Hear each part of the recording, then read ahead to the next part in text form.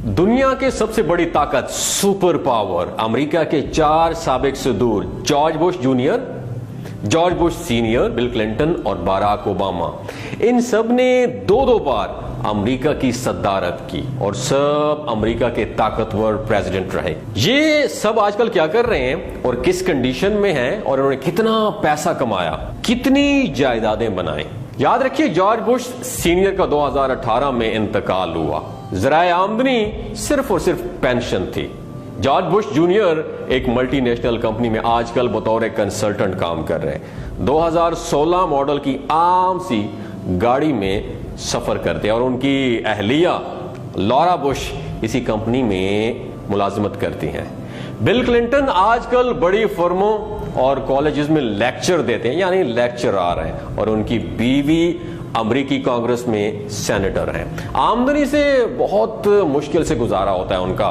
Clinton आजकल माली परेशानियों का शिकार हैं। बराक ओबामा आजकल लेक्चरर हैं। उनकी बीवी मिशेल ओबामा एक कंपनी में मुलाजमत करती हैं और लोकल ट्रेन से आती जाती हैं और किराए के फ्लैट में रिहाइश पजीर है। और तो और उनकी एक बेटी एक कंपनी में बतौर कैशियर काम कर रही हैं। ये कैसी कौम के अफराद हैं दोस्तों, जो इतनी ताकतवर पोजीशन में रहने के बाद भी ना अपने लिए ना अपने बच्चों के लिए कुछ बना सके।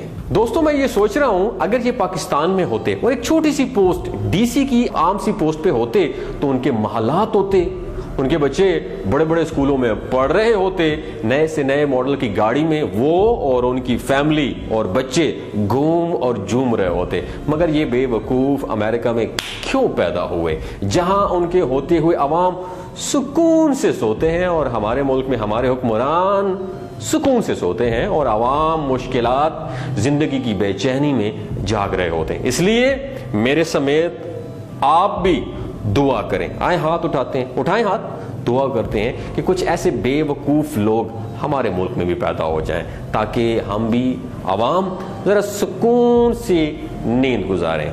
तो दोस्तों, अगर आपको ये मैसेज अच्छा लगा हो तो इस मैसेज को